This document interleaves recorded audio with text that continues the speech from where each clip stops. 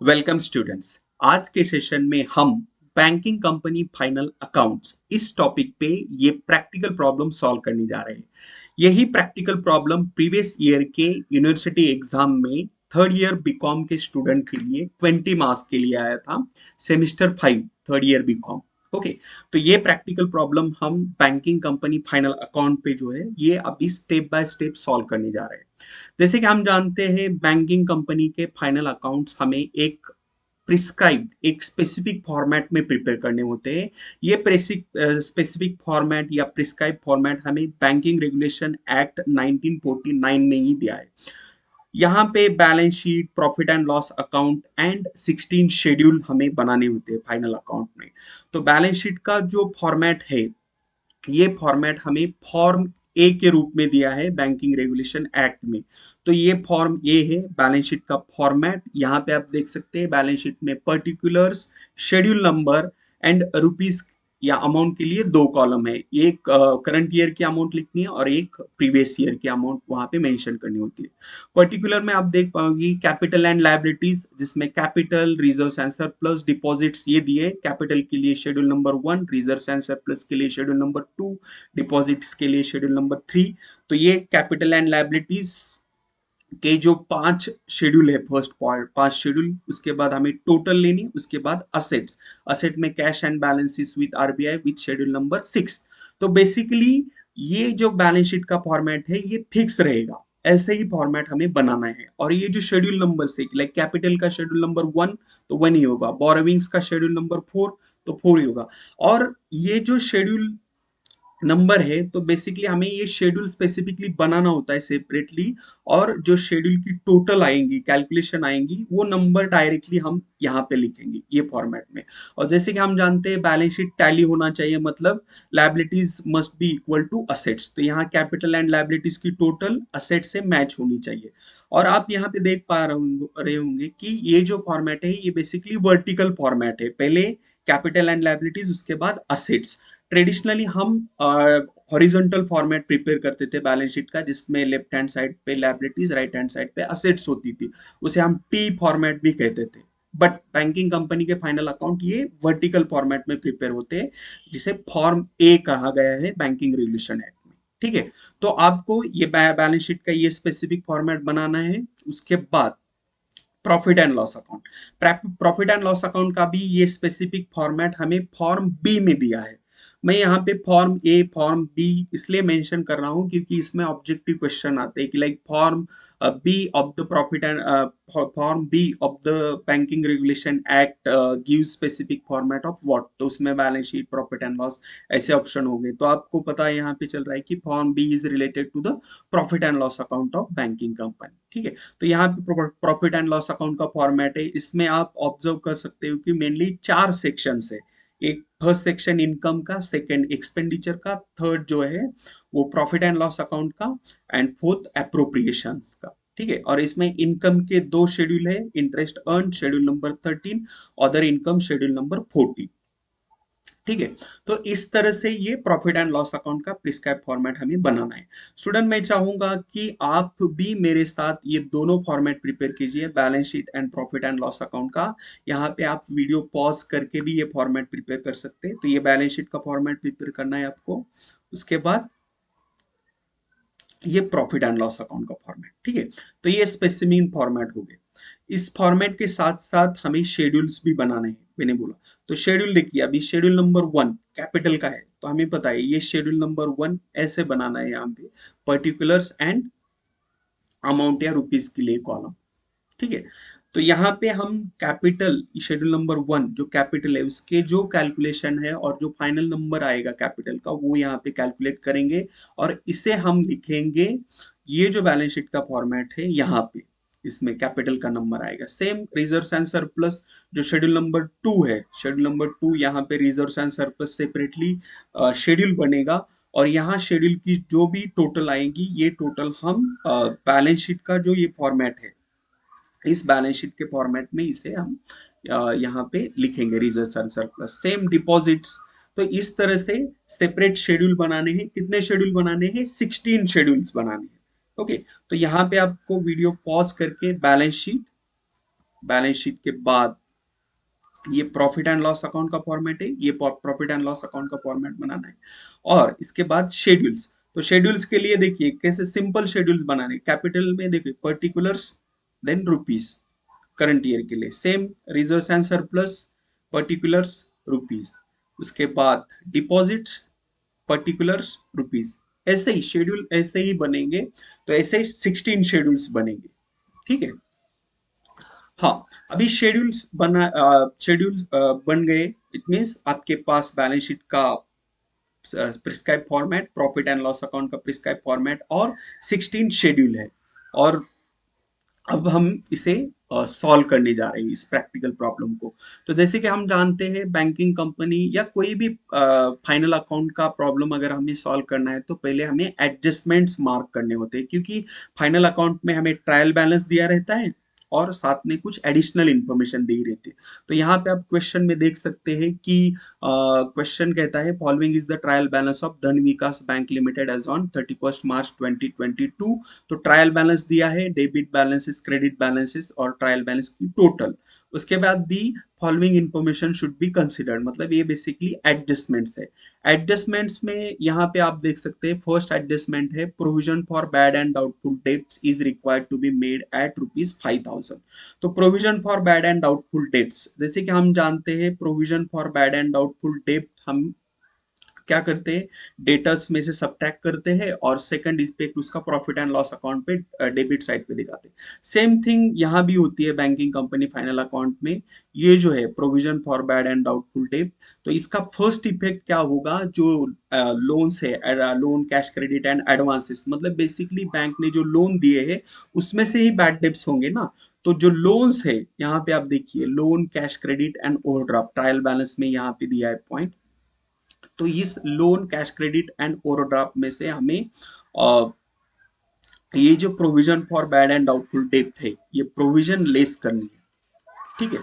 तो यहाँ पे प्रोविजन कहाँ से माइनस होंगी, loan, cash credit and overdraft. तो loan, cash credit and overdraft पे एक एडजस्टमेंट मार्क हो गई, एक इफेक्ट होगा इसका प्रोविजन फॉर डाउटफुल डेट, और यहाँ पे हमने मार्क कर दिया एडजस्टमेंट है loan, cash credit and overdraft पे, ठीक है। अभी इसका प्रोविजन फॉर डाउटफुल डेट्स, इसका सेकंड इफेक्ट होगा प्रॉफिट एंड लॉस अकाउंट में, और प्रॉफिट एंड लॉस अकाउंट में इसका इफेक्ट होगा प्रॉफिट एंड लॉस अकाउंट का जो फॉर्मेट है। आप एक बार देखिए, आप प्रॉफिट एंड लॉस अकाउंट का ये जो फॉर्मेट है यहाँ पे आप देखेंगे कि इनकम, एक्सपेंडिचर, और एक्सपेंडिचर में शेड्यूल नंबर 16 के बाद प्रोविजंस एंड कॉन्टिजेंसीज लिखा है। तो ये प्रोविजंस एंड कॉन्टिजेंसीज है, यहाँ पे प्रोविजंस का इफेक्ट होगा, क्योंकि provision for bad and doubtful debts है ना, या प्रोविजन फॉर बैड डेब्ट्स, तो ये प्रोविजन यहाँ पे लिखेंगे हम।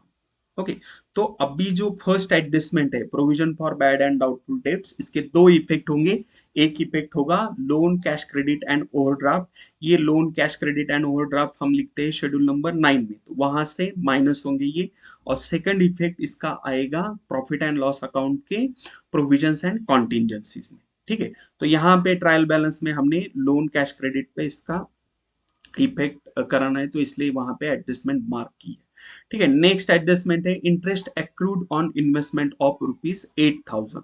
तो इंटरेस्ट एक्रूड ऑन इन्वेस्टमेंट, ये जो इंटरेस्ट एक्रूड ऑन इन्वेस्टमेंट है ये basically interest earn but not received है, मतलब हमने इंटरेस्ट अर्न किया, हमने मतलब बैंक ने इंटरेस्ट अर्न किया है बट नॉट रिसीव नहीं किया, तो ये बेसिकली असेट हो गई। तो इसका फर्स्ट इफेक्ट जो जाएगा ये जाएगा शेड्यूल नंबर 11 में।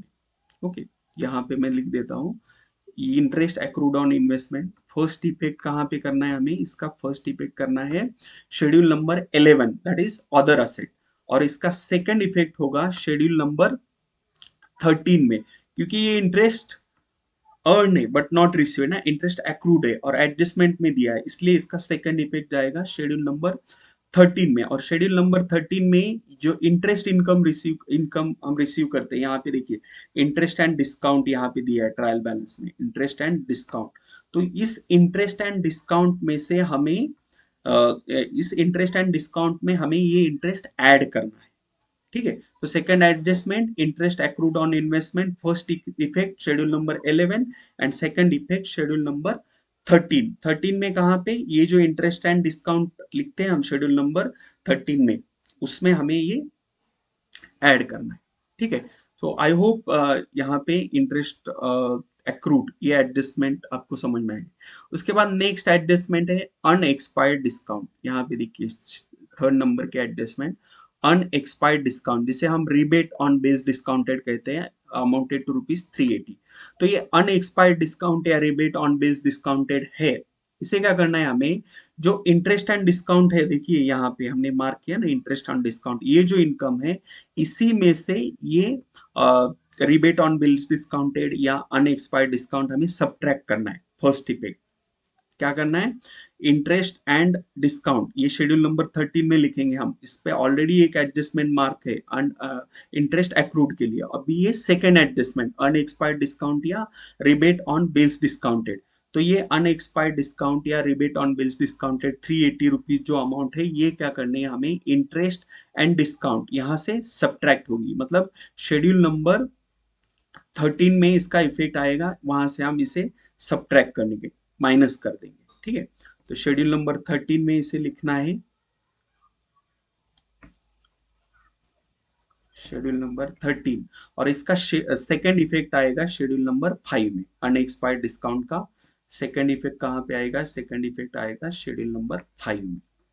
ठीक है, तो unexpired discount first effect subtract from schedule number 13, and second effect इसका show in schedule number 5 other liabilities and provision है वहां पे। ठीक है, अभी यहाँ पे देखिए स्टूडेंट, जस्ट हम एडजस्टमेंट मार्क कर रहे हैं, आप इसका इफेक्ट समझिए। और हमें जैसे मैंने बोला कि इसे हम सॉल्व करेंगे, एक्चुअली इसके दो इफेक्ट मैं दिखाऊंगा आपको कैसे इफेक्ट होते हैं। ठीक है, तो अगर कुछ कंफ्यूजन है तो बने रहिए, आपको आगे जाके इसके सारे इफेक्ट क्लियर होने वाले। ठीक है, इसके बाद नेक्स्ट एडजस्टमेंट है एडजस्टमेंट नंबर 4। यहाँ पे आप देख सकते हो, interim dividend declared was 4% actual। तो यहाँ पे interim dividend declared, जो interim dividend declared है ये 4% actual है। interim dividend का देखिए इफेक्ट कैसे होगा, let me take the pen to highlight this। यहाँ पे interim dividend declared was 4%। तो ये 4% डिविडेंड डिक्लेयर हुआ है, तो हमें पता है कि ये डिविडेंड किस पे होता है, तो जो कैपिटल पेड अप कैपिटल होता है, पेड अप कैपिटल पे ही ये डिविडेंड डिक्लेयर होता है। मतलब ये 5 लाख का जो कैपिटल है, पेड अप कैपिटल, इस पे 4% डिविडेंड डिक्लेयर किया है कंपनी ने। बट अगर आप ट्रायल बैलेंस में डिविडेंड रिलेटेड इंफॉर्मेशन देखेंगे तो यहाँ पे आप देख सकते हो, यहाँ पे इंटरिम डिविडेंड पेड, यहाँ पे देखिए मार्क करो, इंटरिम डिविडेंड पेड, इसकी अमाउंट क्या आ रही है इंटरिम डिविडेंड पेड की, तो इंटरिम डिविडेंड पेड की अमाउंट आ रही है 17,000। मतलब जो भी अमाउंट है इंटरिम डिविडेंड की वो 4% होनी चाहिए 5 लाख पे पेड अप कैपिटल पे, बट एक्चुअल में हमने इंटरिम डिविडेंड पेड किया है 17,000 रुपीज। ठीक है, तो ये बेसिकली हमें वर्किंग नोट में इसका कैलकुलेशन करना है, और जो भी 4% से अमाउंट आएंगी उतनी पे होनी चाहिए थी as a dividend, but actual में 17,000 पे किया है। तो जो भी नंबर रहेगा जो अनपेड है वो हमें लायबिलिटीज में दिखाना होता है। और ये इंटरिम डिविडेंड डिक्लेयर 4% है, ये बेसिकली अप्रोप्रिएशन में इसका एक इफेक्ट जाएगा। अप्रोप्रिएशन में क्यों जाएगा, क्योंकि हम प्रॉफिट जो है बैंक का वो अप्रोप्रिएट करते हैं ना, तो जो प्रॉफिट एंड लॉस अकाउंट का फॉर्मेट है वहां पे अप्रोप्रिएशन में इसका एक इफेक्ट जाएगा। यहाँ पे देखिए मैं आपको शो करता हूँ, प्रॉफिट एंड लॉस अकाउंट का ये फॉर्मेट है। इस फॉर्मेट में देखिए फोर्थ सेक्शन अप्रोप्रिएशन का है, और यहाँ पे इंटरिम डिविडेंड और प्रोपोज डिविडेंड पॉइंट है। तो यहाँ पे इंटरिम डिविडेंड का एक इफेक्ट जाएगा जो 4% एक्चुअल अमाउंट है, और जो भी डिफरेंस होगा अमाउंट पेएबल और amount paid as a dividend, वो शेड्यूल नंबर 5 में हम एज ए लायबिलिटी दिखाएंगे। ठीक है, तो इस तरह से इसके दो इफेक्ट होंगे। इसको एस्टर्स कहाँ से माइनस वगैरह नहीं करना है, इसके सेपरेट इफेक्ट दिखाने हैं हमें। Interim dividend declared was 4% actual. ठीक है, उसके बाद next adjustment endorsements made on behalf of the customer total ₹1,15,000। See friends, endorsements made on behalf of customers ये बेसिकली कॉन्टिंजेंट लायबिलिटी है बैंक के लिए, और ये कॉन्टिंजेंट लायबिलिटी हम शेड्यूल नंबर 12 में दिखाते हैं सेपरेटली। इसका कहीं इफेक्ट नहीं आता। जितने भी बैंक के कॉन्टेंजेंट लायबिलिटीज होंगे वो सारे शेड्यूल नंबर 12 में सेपरेटली दिखाए जाते हैं। ठीक है। और यहाँ पे आप बैलेंस शीट में देख सकते हैं कि schedule number 12 basically outside the balance sheet आता है, कॉन्टिंजेंट लायबिलिटीज 12। क्योंकि कॉन्टिंजेंट लायबिलिटी वो लायबिलिटी होती है जो एक्चुअल लायबिलिटी नहीं है। ओके, कॉन्टिंजेंट लायबिलिटी को ऐसे डिफाइन किया जाता है कि contingent liability is a liability which is not actual liability, it depends on the happening of certain event in the future. मतलब ये फ्यूचर में एक्वर हो सकती है, but at present it is not liability. ठीक है। तो ये जो एडजस्टमेंट है फिफ्थ नंबर का, endorsements made on behalf of the customer total rupees 1,15,000, इसका इफेक्ट हमें देना है शेड्यूल नंबर 12 में। ठीक है। उसके बाद नेक्स्ट एडजस्टमेंट और इंफॉर्मेशन है, basically authorise capital was 80,000 equity shares of rupees 10 each. तो यहाँ पे कंपनी का या बैंकिंग कंपनी का जो भी अथोराइज कैपिटल है उसके रिलेटेड इंफॉर्मेशन दी है। बैंकिंग कंपनी का authorise capital 80,000 equity shares of 10 each है। उसके बाद नेक्स्ट नेक्स्ट तो ये जो अथोराइज कैपिटल ये कहाँ पे लिखेंगे हम? ये लिखेंगे शेड्यूल नंबर 1 में, क्योंकि शेड्यूल नंबर 1 में हमें सेपरेटली दिखाना होता है authorise capital, issued and subscribe, उसके बाद called up and paid up capital. तो ये कैपिटल हमें स्प्लिट करके दिखाना होता है, मतलब एथोराइज कैपिटल इतना है, इशूड एंड सब्सक्राइब इतना है, एंड पेड अप इतना है। तो ये हम ये जो एथोराइज कैपिटल की इंफॉर्मेशन है ये लिखेंगे शेड्यूल नंबर 1 में कैपिटल। उसके बाद नेक्स्ट एडजस्टमेंट से rupees 10,000 were added to premises during the year, depreciation at 5% on the opening balance is required। Okay, यहाँ पे आप देखिए प्रीमाइसेस कहाँ पे है? प्रीमाइसेस यहाँ पे देखिए, loan cash credit and overdraft के बाद प्रीमाइसेस है यहाँ पे। और प्रीमाइसेस में ड्यूरिंग द ईयर कुछ एडिशन हुआ है। प्रीमाइसेस जो है कंपनी की, इसमें कुछ एडिशन किया है। तो ये एडिशन करने के बाद जो बैलेंस आया है ये 50,000 रुपीज है। ठीक है। प्रीमाइसेस को हमने 10,000 रुपीज का जो एडिशन किया है ना, rupees 10,000 were added in to the premises during the year. तो ये ड्यूरिंग द ईयर 10,000 ऐड करके ये क्लोजिंग बैलेंस आ रहा है 50,000। ओके। तो ये बेसिकली हिडन एडजस्टमेंट है। 10,000 रुपीज हमें ड्यूरिंग द ईयर ऐड हुए हैं प्रीमाइसेस में, ये दिखाना है। और जो डिप्रिसिएशन दिखाना है, यही एडजस्टमेंट कहती है कि डिप्रिसिएशन एट 5%। ओके, यहाँ पे depreciation at 5% on the opening balance, ये वर्ड इंपॉर्टेंट है। ठीक है। तो प्रीमाइसिस के ओपनिंग बैलेंसेस पे ही हमें डिप्रिसिएशन चार्ज करना है एट दी 5%। ये जो 50,000 है ये क्लोजिंग बैलेंस है, तो ओपनिंग बैलेंस क्या होगा? 10,000 जो ऐड हुए हैं ड्यूरिंग द ईयर, ये 10,000 माइनस करेंगे अगर हम क्लोजिंग बैलेंस में से, तो हमें ओपनिंग बैलेंस मिलेगा। ठीक है। तो बेसिकली प्रीमाइसिस पे दो एडजस्टमेंट है। तो यहाँ पे मैंने दो मार्क किए पॉइंट कि हमें प्रीमाइसिस के लिए दो एडजस्टमेंट करनी है। ठीक है, इस तरह से। नेक्स्ट एडजस्टमेंट देखिए, last adjustment, market value of Indian government securities. तो यहाँ पे इंडियन गवर्नमेंट सिक्योरिटीज की मार्केट वैल्यू दी है 3,90,000। और यहाँ पे अगर हम क्वेश्चन में देखेंगे, यहाँ पे आप देख सकते हैं गवर्नमेंट सिक्योरिटीज है, यहाँ पे पॉइंट गवर्नमेंट सिक्योरिटीज, और गवर्नमेंट सिक्योरिटीज की मार्केट वैल्यू 3,90,000 है, बट यहाँ पे जो डेबिट में अमाउंट है ये 4,00,000 रुपीज है। मतलब इसकी कॉस्ट प्राइस 4,00,000 रुपीज है, मार्केट प्राइस या मार्केट वैल्यू है ये बेसिकली 3,90,000 है। तो 10,000 का डिफरेंस आ रहा है रिवैल्यूएशन पे। ओके। तो इस केस में क्या होगा, हम ये जो गवर्नमेंट सिक्योरिटी इसकी वैल्यू 3,90,000 ही लेंगे, और रिवैल्यूएशन पे जो लॉस दिख रहा है 10,000 रुपीज, ये हम लिखेंगे शेड्यूल नंबर 14 में। Okay, loss on revaluation of investment. ये इन्वेस्टमेंट है ना, बैंकिंग कंपनी ने इस गवर्नमेंट सिक्योरिटीज में इन्वेस्टमेंट की है।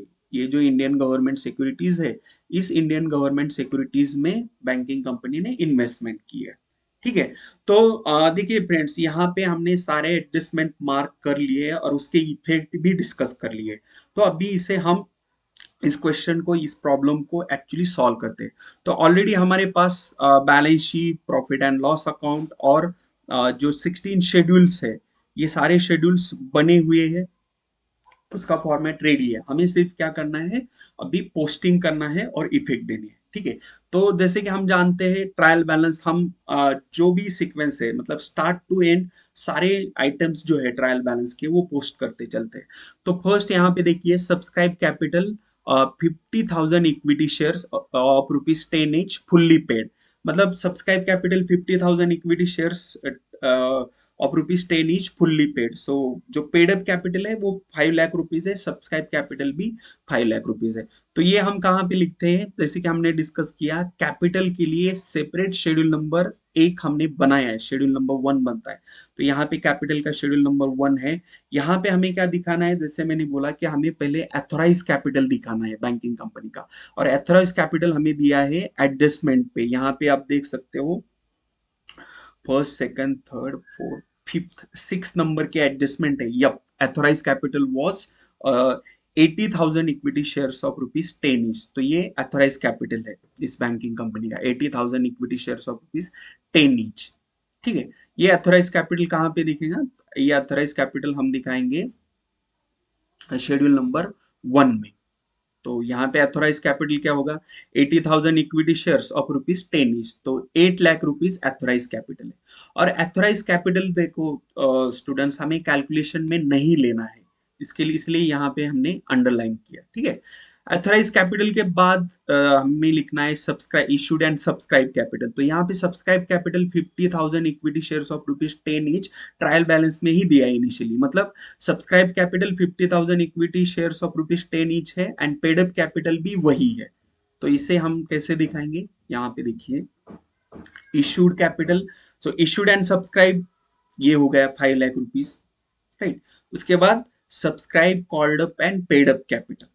ओके, अथराइज कैपिटल 8 लाख का है, इशूड कैपिटल 5 लाख का है, इसे भी हमने अंडरलाइन किए।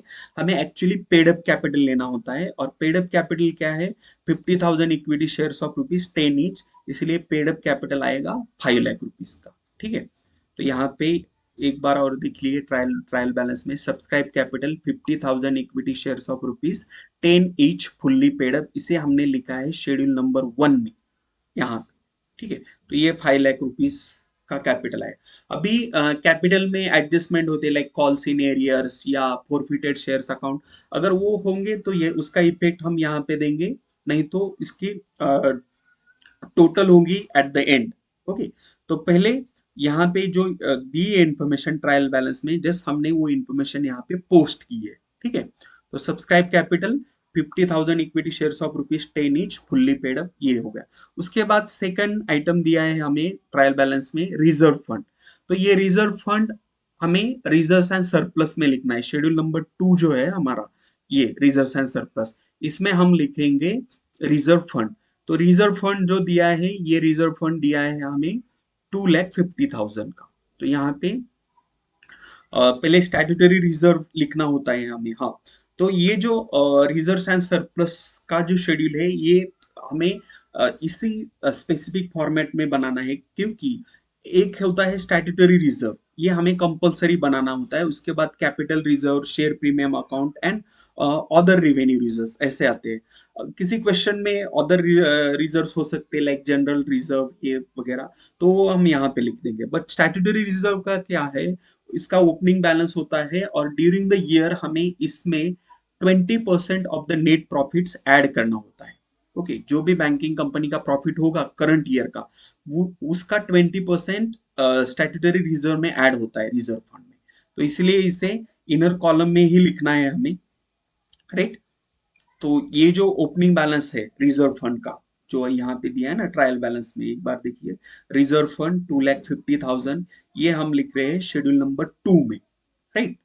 Opening balance 2,50,000, statutory reserve 2,50,000। ठीक है। अगर फ्रेंड सी मैं यहाँ पे धीरे धीरे पोस्टिंग कर रहा हूँ, अगर आपको लग रहा है कि वीडियो बहुत ही स्लो है, तो आप इसे फास्ट में प्ले कर सकते हैं। सेटिंग में जाके 1.5 से इसे प्ले कर दीजिए, तो थोड़ा फास्ट हो जाएगा वीडियो, क्योंकि हर किसी को ये सारे एडजस्टमेंट समझ में आनी चाहिए। इसलिए मैं ये क्वेश्चन जो है, ये फर्स्ट क्वेश्चन है हमारा प्रैक्टिकल प्रॉब्लम, इसे थोड़ा स्लो ही सॉल्व कर रहा हूँ। ठीक है। तो रिजर्व एंड सरप्लस में हमने रिजर्व फंड लिखा जो ट्रायल बैलेंस में दिया था, इनर कॉलम में लिखा है 2,50,000। ठीक है। उसके बाद loan, cash credit and overdraft. ये loan, cash credit and overdraft कहाँ पे जाएंगे? ये जाएंगे शेड्यूल नंबर 9 में, क्योंकि बैंक ने लोन दिए है ना लोगों को, तो ये बैंक की असेट है एक तरह से। तो ये शेड्यूल नंबर 9 में हम इसे लिखेंगे, loan, cash credits and overdrafts. Okay. इसका एक सीक्वेंस होता है, पहले हमें बिल, परचेस एंड डिस्काउंटेड लिखना होता है, उसके बाद loan, cash credit and overdraft लिखना है। देखो फ्रेंड्स, मैंने जैसे बताया कि मैंने बैंकिंग कंपनी फाइनल अकाउंट, इसका जो स्पेसिमेन फॉर्मेट है और जो शेड्यूल्स है कि किस शेड्यूल में क्या लिखना है, इस पे एक सेपरेट वीडियो बनाया है, उसका लिंक भी मैंने डिस्क्रिप्शन बॉक्स में दिया है। अगर आपको यहाँ पे सर कैसे पोस्टिंग कर रही है, ये शेड्यूल नंबर 9 में ही क्यों जा रहा है, ये बातें अगर समझ में नहीं आ रही है, तो मैं आपको बताना चाहूंगा कि पहले आप वो वीडियो देखिए जिसमें हमने balance sheet, profit and loss account और शेड्यूल्स, ये सारे शेड्यूल्स डिस्कस किए हैं। ठीक है। अगर आपने वो ऑलरेडी देखा है तो आपको ये पोस्टिंग अच्छी तरह से समझ में आ रहा होगा। तो ये loan, cash credit and overdraft हमने कहाँ से लिखा? Loan, cash credit and overdraft 2,85,000 ये आया हमारे पास ट्रायल बैलेंस में से। इसे हमने इनर कॉलम में लिखा है, देखिए शेड्यूल नंबर 9 में इसे हमने इनर कॉलम में लिखा है। इनर कॉलम में क्यों लिखा है? क्योंकि इसमें एडजस्टमेंट है, लोन, कैश क्रेडिट, ओवरड्राफ्ट पे यहाँ पे हमें एडजस्टमेंट भी मार्क की है ना। ये एडजस्टमेंट कौन सी है? तो ये provision for bad and doubtful date से ये हमें loan, cash credit and overdraft में से माइनस करनी है। ठीक है। इसीलिए loan, cash credit and overdraft का बैलेंस हमने यहाँ पे इनर कॉलम पे लिखा है शेड्यूल नंबर 9 में। ठीक है। उसके बाद नेक्स्ट प्रीमाइसिस। सो प्रीमाइसिस भी यहाँ पे आप देख सकते हैं, दो एडजस्टमेंट मार्क किए हैं हमने। और प्रीमाइसिस कहाँ पे लिखेंगे? हम प्रीमाइसिस लिखेंगे schedule number 10। Schedule number 10 fix asset का शेड्यूल है, इसमें सारे फिक्स असेट्स लिखते हैं हम। तो यहाँ पे देखिए प्रीमाइसिस, अभी प्रीमाइसिस मतलब जो बैंकिंग कंपनी है उसके फिक्स असेट में मेनली प्रीमाइसिस आती है, अदर असेट में फर्नीचर वगैरह आता है। तो इसलिए प्रीमाइसिस अलग से लिखना है, अदर फिक्स असेट्स अलग से लिखना है। प्रीमाइसिस का ओपनिंग बैलेंस, अभी ये ओपनिंग बैलेंस आया कैसे? मैंने यहाँ पे 40,000 रुपीज कैसे लिया? तो जैसे कि हमने एडजस्टमेंट में यहाँ पे देखा था, सेकंड लास्ट एडजस्टमेंट है, ₹10,000 were added to premises during the year. Okay. तो यहाँ पे बैलेंस 50,000 है, this is the closing balance.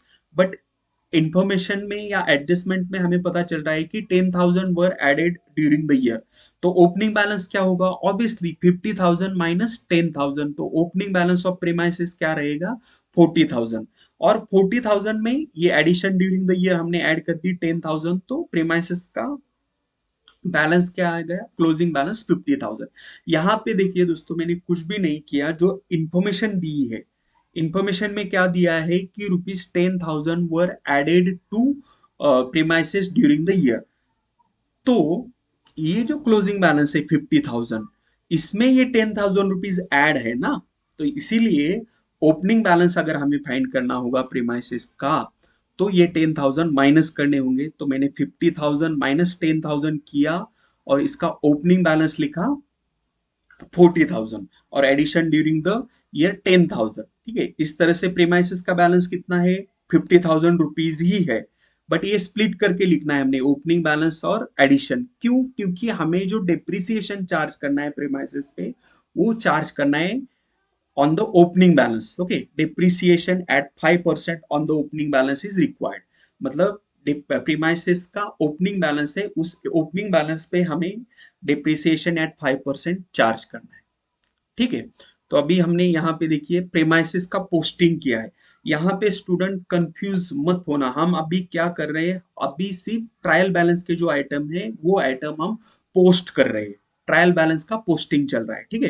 Posting में अभी हमने प्रीमाइसिस का पोस्टिंग किया। ठीक है। उसके बाद नेक्स्ट इंडियन गवर्नमेंट सिक्योरिटीज है। सो इंडियन गवर्नमेंट सिक्योरिटीज, जैसे कि मैंने बताया, ये बेसिकली इन्वेस्टमेंट है। ये बैंकिंग कंपनी ने इन्वेस्टमेंट की है और इन्वेस्टमेंट का शेड्यूल नंबर 8 है। शेड्यूल नंबर 8 में हमें investment in India and investment in outside India दिखाना होता है। तो ये गवर्नमेंट सिक्योरिटीज, इसका बैलेंस कितना है? 4 लाख रुपीज है। ठीक है। हमने इनर कॉलम पे क्यों लिखा? क्योंकि ये जो गवर्नमेंट सिक्योरिटीज है, इंडियन गवर्नमेंट सिक्योरिटी, इस पे एडजस्टमेंट है। क्या एडजस्टमेंट है? देखिए last adjustment, market value of Indian government securities 3,90,000। तो इस पे बेसिकली हिडन एडजस्टमेंट है, इसीलिए हमने गवर्नमेंट सिक्योरिटी का बैलेंस जो लिखा है वो लिखा है इनर कॉलम में, right. Now next item, Indian government security के बाद है करंट डिपॉजिट्स। तो जैसे कि दोस्तों हमने ऑलरेडी शेड्यूल बनाया है डिपॉजिट के लिए, तो ये जो करंट डिपॉजिट है हम ये शेड्यूल नंबर 3 में लिखेंगे डिपॉजिट्स में। और देखिए दोस्तों, डिपॉजिट बैंक, किसी भी बैंकिंग कंपनी के लिए डिपॉजिट्स है ये लायबिलिटीज होते हैं। क्यों लायबिलिटीज होते हैं? देखिए, कस्टमर्स अपने पैसे बैंक में रखते हैं डिपॉजिट के फॉर्म में, like saving deposit, fix deposit, recurring deposit. तो अगर कस्टमर मांगेगा तो बैंक को वो पैसे वापस करने होंगे ना, इसीलिए जो डिपॉजिट्स है बैंकिंग कंपनी में, जो डिपॉजिट्स होते हैं वो बैंकिंग कंपनी के लिए लायबिलिटीज होती है। और अभी जो हमें यहाँ पे पॉइंट्स दिए है कि करंट डिपॉजिट्स दिए है, तो ये डिपॉजिट्स बेसिकली हमने demand deposit, saving deposit and term deposit. So demand deposit में सेविंग बैंक आ गए, या करंट अकाउंट, ये सारे आते हैं। उसके बाद टर्म डिपॉजिट, टर्म डिपॉजिट मतलब ये फिक्स टर्म के लिए होते हैं, एफडीज जो होते हैं वो यहाँ पे आएंगे, ठीक है। तो अभी हमें कौन सा डिपॉजिट दिया है? यहाँ पे दिया है करंट डिपॉजिट 1 लाख रुपीज। तो ये हम लिख रहे हैं शेड्यूल नंबर 3 में, current deposit, okay. Current deposit आया 1 लाख रुपीज। तो यहाँ पे फ्रॉम बैंक, फ्रॉम अदर्स, ये जो पॉइंट्स है ना, ये स्पेसिमिन फॉर्मेट के अकॉर्डिंगली हमें लिखना होता है, इसलिए देखो फ्रॉम बैंक और फ्रॉम अदर्स, ये 1 लाख रुपीज। इसमें कोई भी एडजस्टमेंट नहीं है। देखो ये जो करंट डिपॉजिट्स है ना, इसमें एडजस्टमेंट नहीं है। करंट डिपॉजिट 1 लाख रुपीज, इसलिए मैंने इसे डायरेक्टली आउटर कॉलम में लिखा है 1 lakh rupees, right. Next, current deposit के बाद यहाँ पे हमें दिए हैं फिक्स डिपॉजिट्स। तो फिक्स डिपॉजिट भी कहाँ पे लिखेंगे हम? ऑब्वियसली फिक्स डिपॉजिट भी हम लिखेंगे शेड्यूल नंबर 3 में, राइट। जस्ट अ मिनट,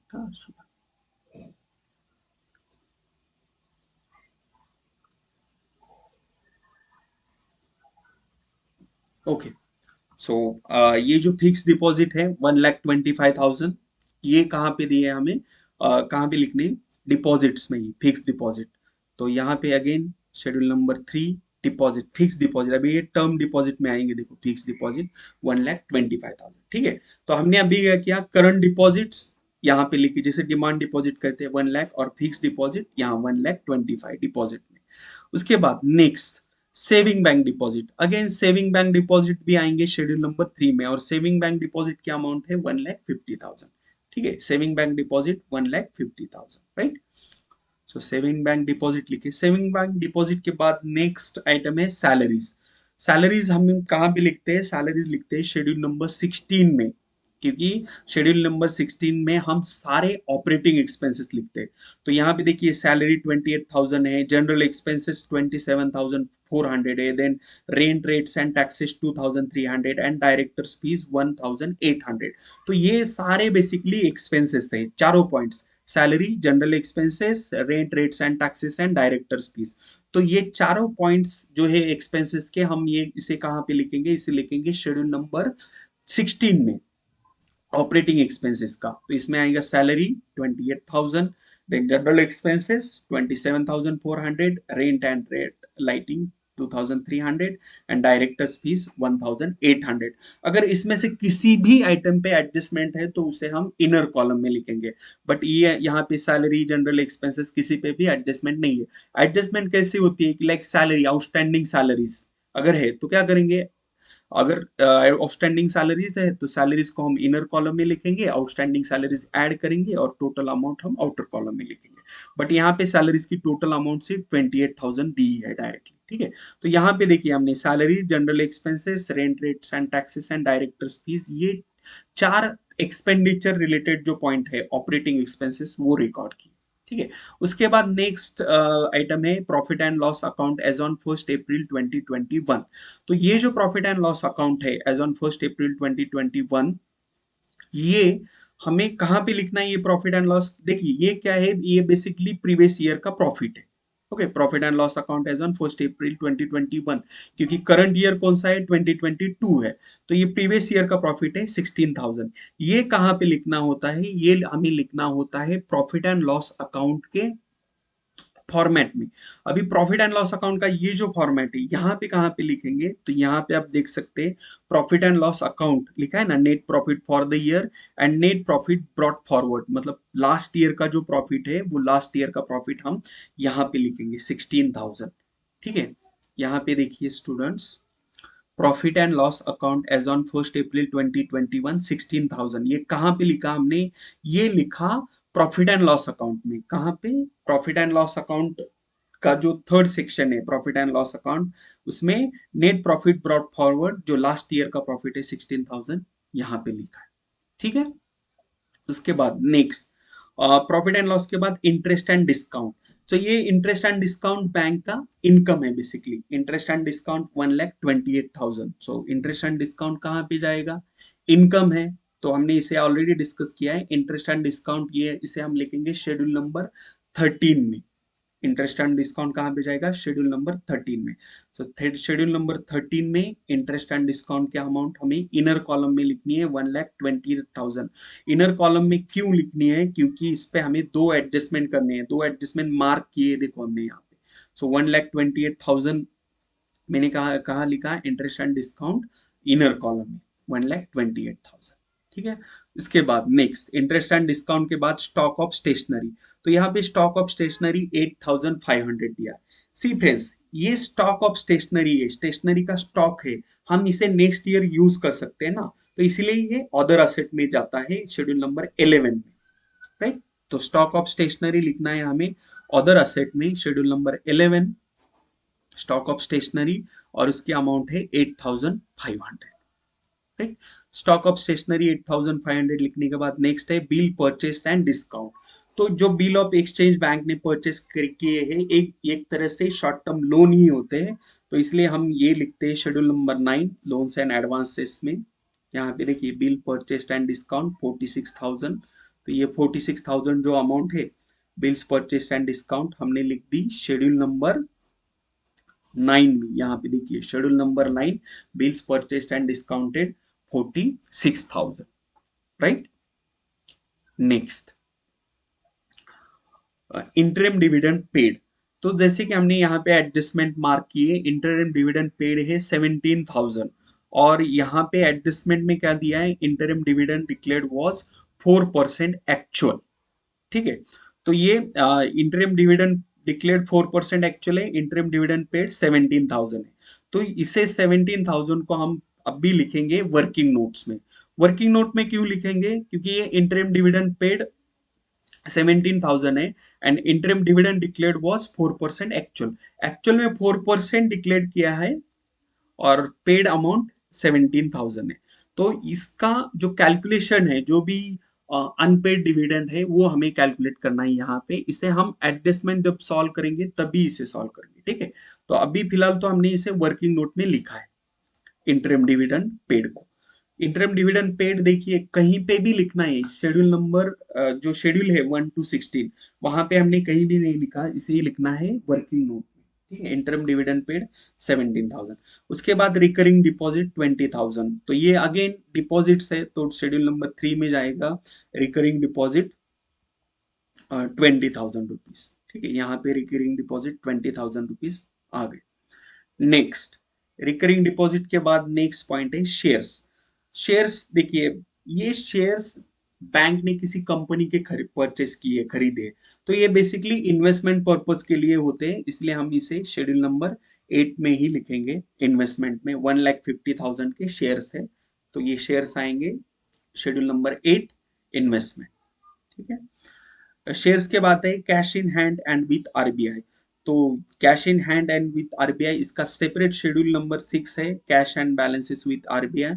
इसमें हमें ये लिखना है cash in hand and with RBI 1,93,000। ठीक है, तो यहाँ पे आप देख रहे हो स्टूडेंट कि अगर आपको पता है ट्रायल बैलेंस में से ये जो स्पेसिफिक आइटम है ये कहाँ पे पोस्ट होगा, अगर इसके बारे में क्लैरिटी है, तो बैंकिंग कंपनी फाइनल अकाउंट का ये जो क्वेश्चन है, ये क्वेश्चन एकदम इजी है सॉल्व करने के लिए। ठीक है, तो cash in hand and with RBI कहाँ लिखा हमने, इसे लिखा शेड्यूल नंबर 6 में। Let me show you. Okay, यहाँ पे शेड्यूल नंबर 6 में 1,93,000 लिखा। ठीक है, तो cash and balance, cash in hand and with RBI 1,93,000। उसके बाद नेक्स्ट पॉइंट है money at call and short notice. तो money at call and short notice 80,000 rupees है। ये जाएगा शेड्यूल नंबर 7 में, क्योंकि शेड्यूल नंबर 7 का टाइटल क्या है देखिए students, balances with bank and money at call and short notice. तो ये जो money at call and short notice है ये यहाँ पे ही आएगा 80,000 रुपीज। ठीक है, क्योंकि क्वेश्चन में डायरेक्टली दिया है ना money at call and short notice 80,000, right. यहाँ पे स्टूडेंट्स देखें हमने ट्रायल बैलेंस टोटली पोस्टिंग किया है, ट्रायल बैलेंस का पोस्टिंग हो चुका है, और जहां जहां एडजस्टमेंट है ट्रायल बैलेंस के आइटम पे वहां पे हमने वो आइटम इनर कॉलम में लिखे और एडजस्टमेंट के लिए स्पेस भी रखा है। ठीक है, अभी ट्रायल बैलेंस पोस्टिंग के बाद हमें एडजस्टमेंट करनी है। चलिए फर्स्ट एडजस्टमेंट सॉल्व करते हैं। फर्स्ट एडजस्टमेंट है provision for bad and doubtful debts is required to be made at ₹5,000। तो provision for bad and doubtful debts कहाँ पे लिखेंगे हम? Provision for bad and doubtful डेब्ट हमने ऑलरेडी डिस्कस किया है कि ये loan, cash credit and overdraft schedule number 9 में से माइनस होंगे, और इसका सेकंड इफेक्ट कहाँ पे होगा? सेकंड इफेक्ट इसका होगा प्रॉफिट एंड लॉस अकाउंट में, प्रोविजंस एंड कॉन्टिजेंसीज में। तो provision for bad and doubtful debts का फर्स्ट इफेक्ट क्या करना है? लोन, कैश क्रेडिट यहाँ पे लिखे ना 2,85,000, इसमें से माइनस होंगे प्रोविजन फॉर बैड डेब्ट्स। तो 2,85,000 माइनस 5,000 ये बैलेंस आएगा 2,80,000। ठीक है, 2,80,000 हो गए। अभी ये जो 5,000 हमने माइनस किए एज अ प्रोविजन, ये प्रोविजन कहाँ पे लिखनी है हमें? ये लिखना है प्रॉफिट एंड लॉस अकाउंट का जो ये फॉर्मेट है, इसमें प्रोविजंस एंड कॉन्टिजेंसीज में जो प्रोविजन है 5,000 रुपीज की, ये प्रोविजन यहाँ पे आएगी, क्योंकि ये provision for bad and doubtful डेब्ट है। तो यहाँ पे देखिए मैंने प्रोविजन 5,000 इनर कॉलम में लिखी है, प्लस लिखे है, क्योंकि अगर आगे भी कोई प्रोविजन है इसी क्वेश्चन में, लाइक प्रोविजन फॉर टैक्सेशन, तो वो प्रोविजन क्या करनी होंगी? हमें इसमें ऐड करनी होगी। ठीक है, तो प्रोविजन फॉर डाउटफुल डेब्ट्स यहाँ पे लिखी है 5,000 rupees, right. Next, first adjustment के दोनों इफेक्ट हो गए, provision for bad and doubtful debts. उसके बाद second adjustment, interest accrued on investment of was ₹8,000। So interest accrued on investment 8,000 rupees है। इसका इफेक्ट कहाँ कहाँ हमने डिस्कस किया? 11 एंड 12। तो शेड्यूल नंबर 11 में हम इसे सेपरेटली दिखाएंगे, इंटरेस्ट एक्रूड ऑन इन्वेस्टमेंट। क्यों? क्योंकि ये इंटरेस्ट हमने अर्न किया है बट रिसीव नहीं किया, तो इसलिए ये अदर असेट में जाएगा 8,000 रुपीज। उसके साथ ही इसे शेड्यूल नंबर 13 में भी दिखाना है, तो इसे शेड्यूल नंबर 13 में ऐड करना है बेसिकली। क्यों ऐड करना है? क्योंकि इंटरेस्ट हमें ये अर्न किया है, रिसीव नहीं किया अभी तक। ओके, एक्रूड है ना, तो इसलिए 1,28,000 प्लस 8,000 जो एक्रूड इंटरेस्ट है वो बनेंगे 1,36,000। और इस पे और एक एडजस्टमेंट है, इसलिए हमने ये नंबर इनर कॉलम पे ही लिखा है। सर आप बोलेंगे सर आपको कैसे पता है कि इस पे और एक एडजस्टमेंट है? तो यहाँ देखिए ट्रायल बैलेंस में इंटरेस्ट एंड डिस्काउंट है ना 1,28,000, इस पे हमने दो एडजस्टमेंट मार्क करके लिखे हैं। तो एक एडजस्टमेंट तो ये हो गया इंटरेस्ट अक्रूड का, और दूसरा रिबेट ऑन बेस डिस्काउंटेड का, इसीलिए ये नंबर हमने इनर कॉलम में ही लिया है। ठीक है, interest on interest accrued add करने के बाद नंबर इनर कॉलम में लिया। ठीक है, तो सेकेंड एडजस्टमेंट के दोनों इफेक्ट हो गए शेड्यूल नंबर 11 और 30 में। उसके बाद नेक्स्ट एडजस्टमेंट है अनएक्सपायर्ड डिस्काउंट और rebate on base discounted amounted to ₹3,80,000। तो ये जो अनएक्सपायर्ड डिस्काउंट है 380 रुपीज का, ये क्या करना है हमें? शेड्यूल नंबर 13 में से माइनस करना है, शेड्यूल नंबर 5 में दिखाना है। तो अभी शेड्यूल नंबर 13 यहाँ पे क्या होगा? रिबेट ऑन बिल्स डिस्काउंटेड है, ये माइनस होगा। इसका इफेक्ट आपको याद ही कर लेना है कि rebate on bills discounted schedule number 13 में से माइनस करेंगे इंटरेस्ट में से, तो यहाँ पे माइनस होने के बाद रिमेनिंग अमाउंट 1,35,650 आउटर कॉलम में आएंगी, राइट। और इसका सेकंड इफेक्ट कहाँ करना है हमें? रिबेट ऑन बिल्स डिस्काउंटेड, इसका सेकंड इफेक्ट करना है शेड्यूल नंबर 5 में। शेड्यूल नंबर 5 में अदर लायबिलिटीज एंड प्रोविजंस में आते हैं, तो unexpired discount, rebate on bills discounted जो है 380 रुपीज, ये यहाँ पे लिखेंगे। ठीक है, तो रिबेट ऑन बिल्स डिस्काउंटेड की भी एडजस्टमेंट हो गई, थर्ड नंबर, उसके दो इफेक्ट हो गए।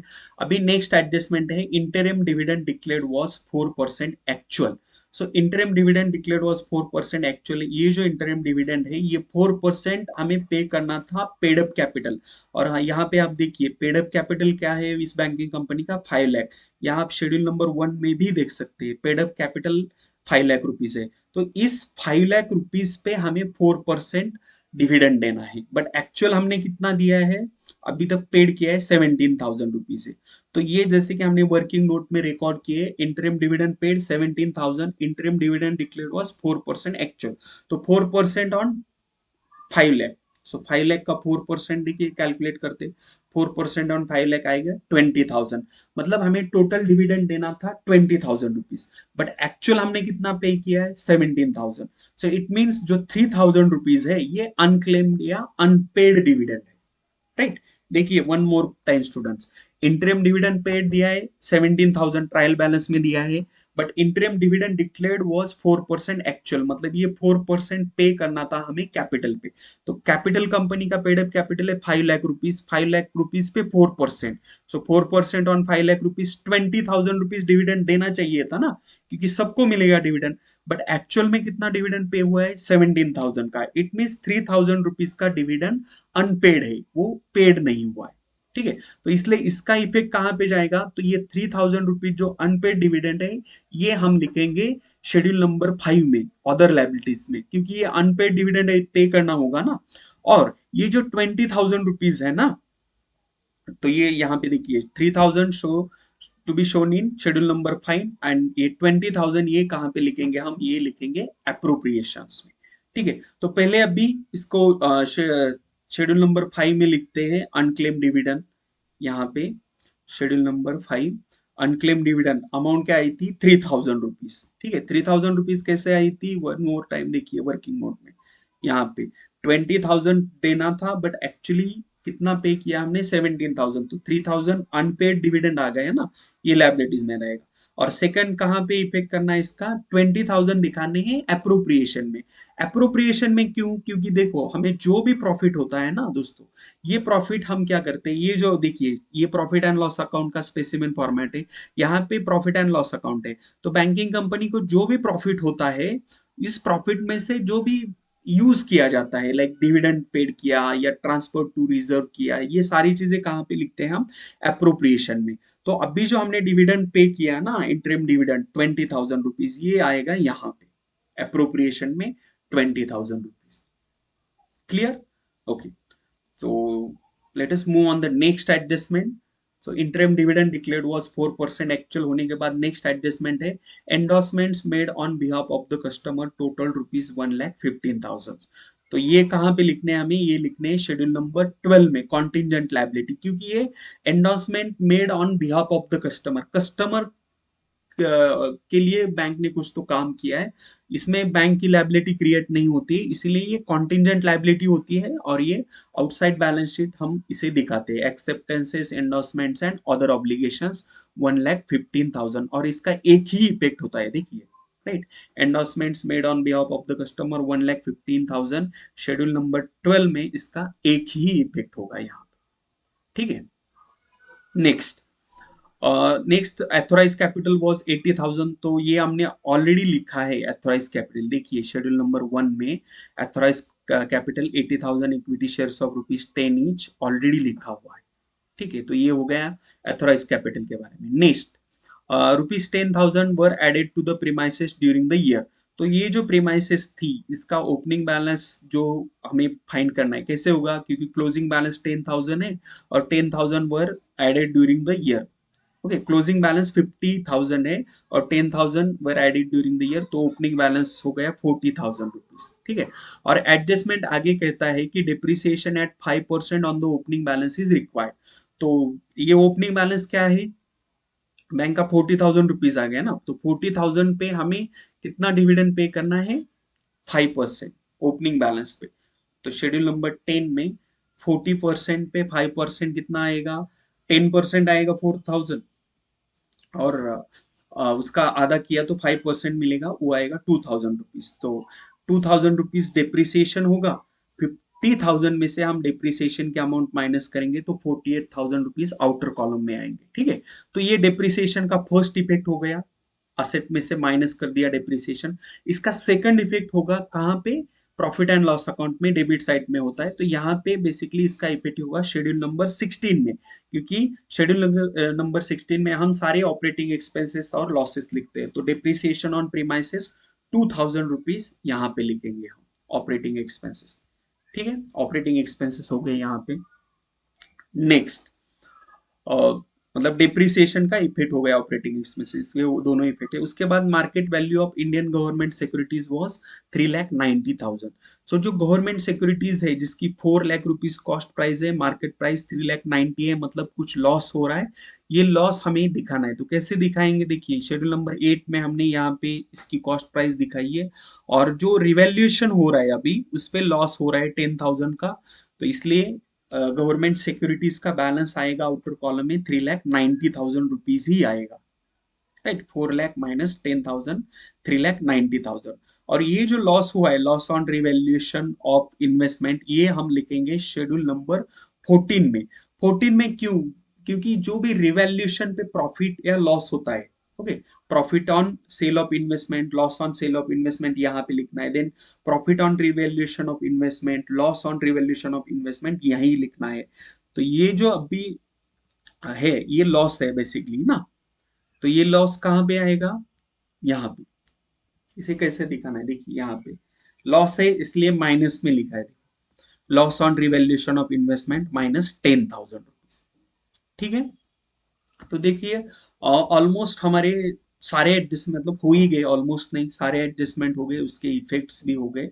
ठीक है फ्रेंड्स, ये वीडियो देखिए बहुत लेंदी हो रहा है, बट अगर आपने यही एक क्वेश्चन अच्छी तरह से समझ लिया तो क्वेश्चन कैसा भी आने दो यूनिवर्सिटी एग्जाम में आप उसे अच्छी तरह से सॉल्व कर सकते हो।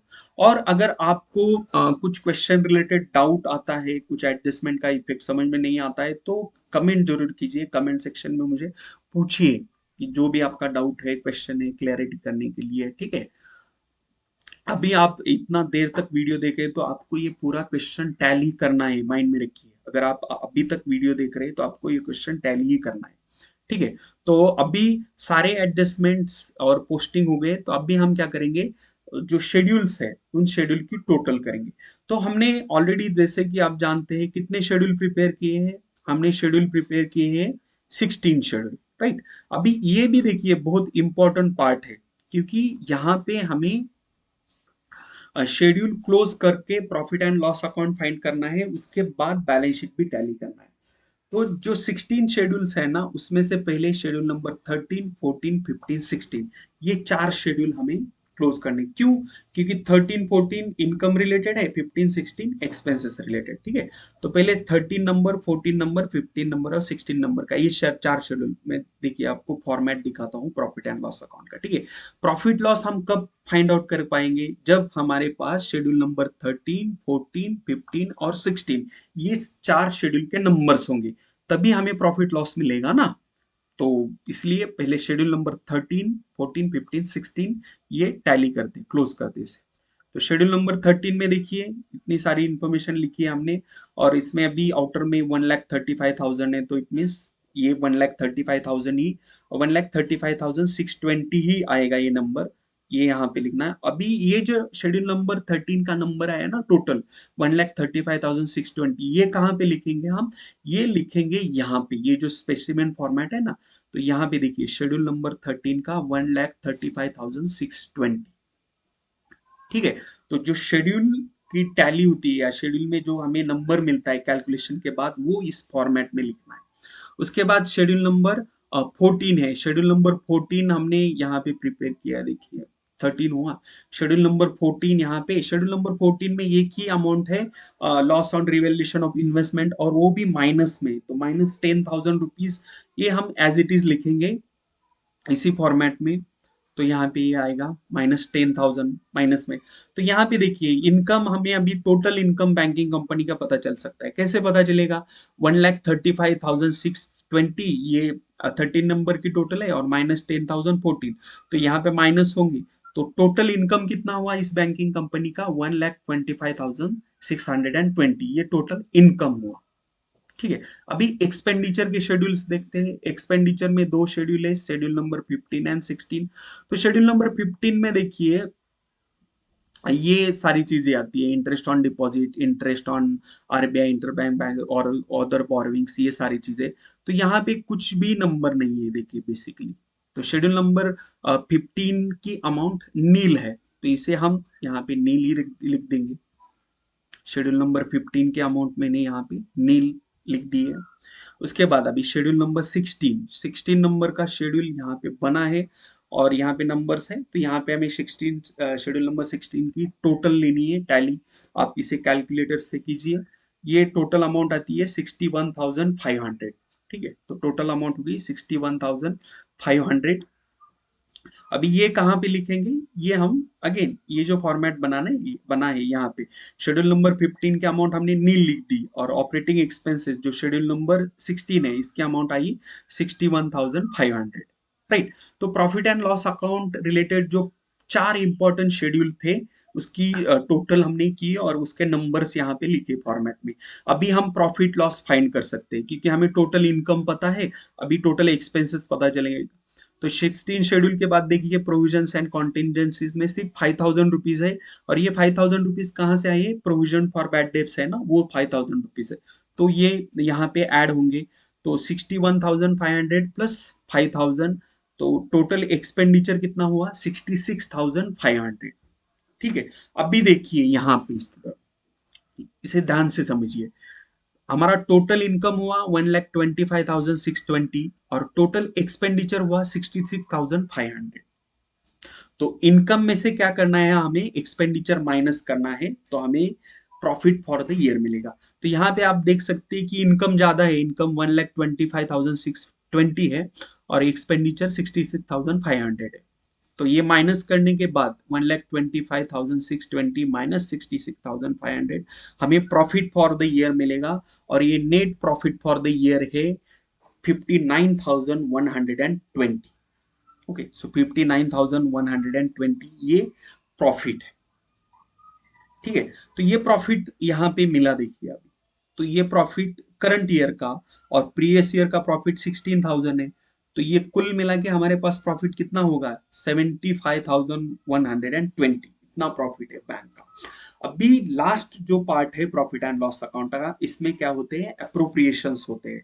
और अप्रोप्रिएशंस में हम एक अप्रोप्रिएशन कंपलसरी करते हैं, स्टैट्यूटरी रिजर्व को ट्रांसफर टू स्टैट्यूटरी रिजर्व। ये 20% of the current years profit transfer करना ही है, हर साल ट्रांसफर करना होता है। तो करंट ईयर का प्रॉफिट क्या है, यहाँ पे देखिए स्टूडेंट 59,120। इसका 20% हमें क्या करना है, स्टैट्यूटरी रिजर्व को ट्रांसफर करना है। तो 20% कैलकुलेट कीजिए इसका, 59,120 का 20% क्या आएगा अमाउंट।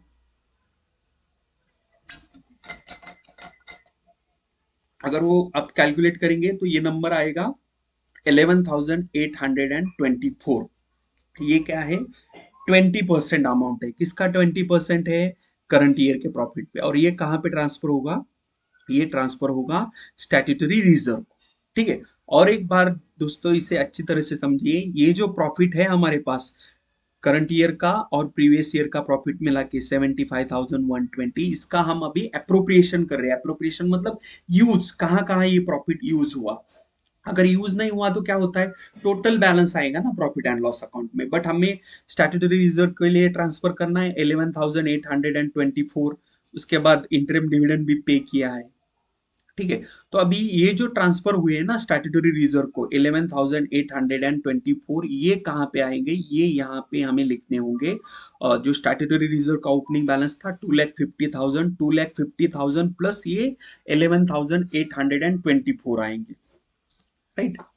वन मोर टाइम देखिए दोस्तों कि इसका जो ओपनिंग बैलेंस था 2,50,000 और इस साल हमने स्टैट्यूटरी रिजर्व में कितने ट्रांसफर किए, इस साल हमने ट्रांसफर किए 11,824। ये जो नंबर है ना 11,824, ये कहाँ पे ट्रांसफर किए हमने, ये यहाँ पे ट्रांसफर किए, स्टैट्यूटरी रिजर्व में ऐड हुई। तो 11,824 ये ऐड करने के बाद जो भी बैलेंस आएगा वो बैलेंस हम आउटर कॉलम में लिखेंगे। तो यहाँ पे देखिए इसका बैलेंस कितना आएगा, जस्ट मिनट, एडिशन इसका, हाँ 250 प्लस 11,840 ये आता है 2,61,824। तो ये हो गया स्टैट्यूटरी रिजर्व। हाँ, अब भी ये रिजर्व ट्रांसफर करने के बाद हमने इंटरिम डिविडेंड भी किया।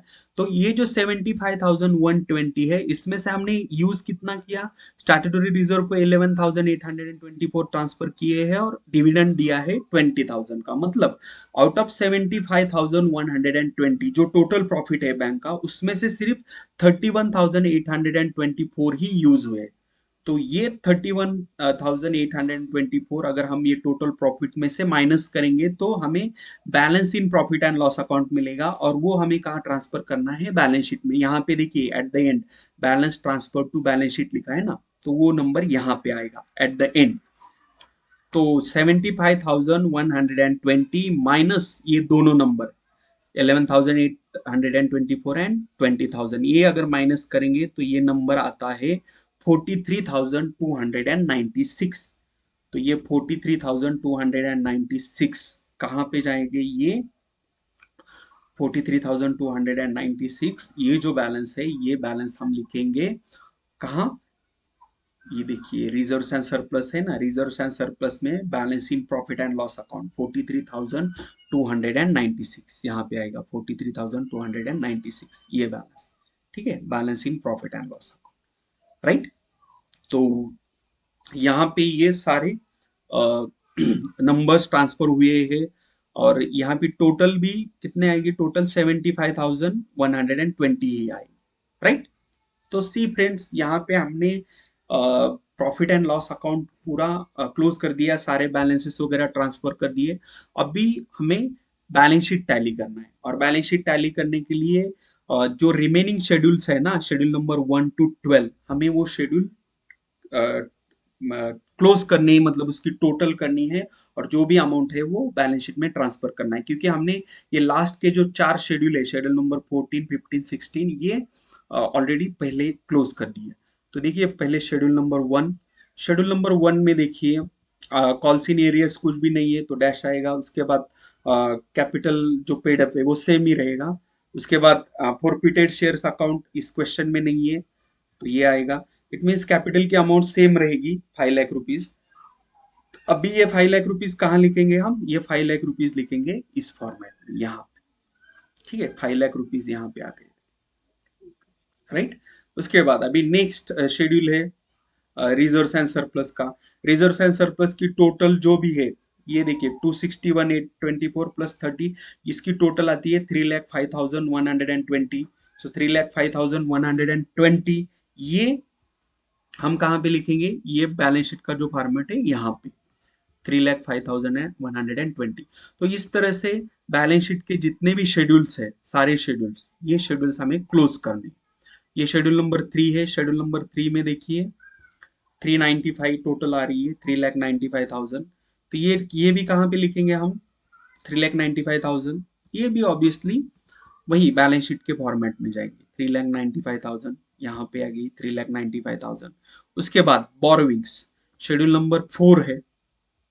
तो शेड्यूल नंबर 4 बोरोविंग्स का, बोरोविंग्स में देखिए कुछ नंबर है ही नहीं। ये बैंक अच्छी है, इसने कुछ बोरोविंग्स किए ही नहीं। अच्छी बैंक से मतलब कर्जा लिया ही नहीं, कहीं से बोरोविंग्स नहीं किए, तो इसके अमाउंट क्या रहेगी?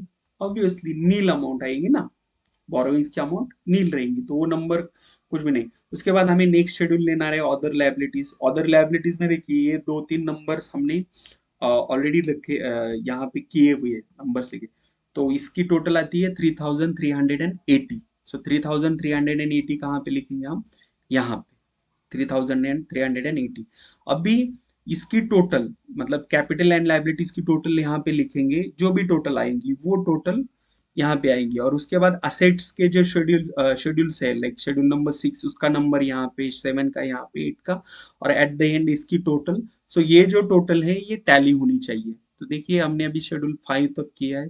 शेड्यूल नंबर 6, शेड्यूल नंबर 6 में एक ही अमाउंट है 1,93,000 का, cash and balances with RBI. तो ये भी यहाँ पे आएगा शेड्यूल नंबर 3 का अमाउंट फॉर्मेट में। Schedule number 6 cash and balances with RBI, वो 1,93,000 यहाँ पे हुआ। उसके बाद next balances with bank and money at call and short notice. तो ये शेड्यूल नंबर 7 का बैलेंस देखिए कहाँ पे। तो शेड्यूल नंबर 7 का यहाँ पे बैलेंस है 80,000 रुपीज। तो ये शेड्यूल नंबर 80 का 7 का 80,000 रुपीज यहाँ पे आ गया। उसके बाद शेड्यूल नंबर 8 का बैलेंस क्या आ रहा है। शेड्यूल नंबर 8 का बैलेंस है 5,40,000। सो 5,40,000 यहाँ पे आएंगे इन्वेस्टमेंट के।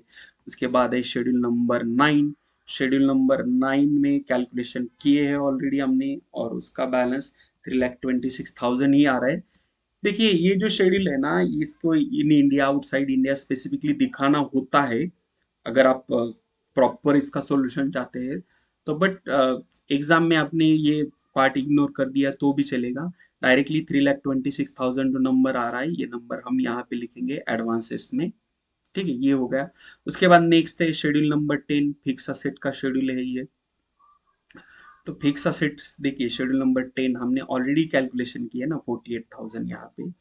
क्योंकि अदर असेट्स है ही नहीं बैंक के सब पास, 48,000 के असेट है।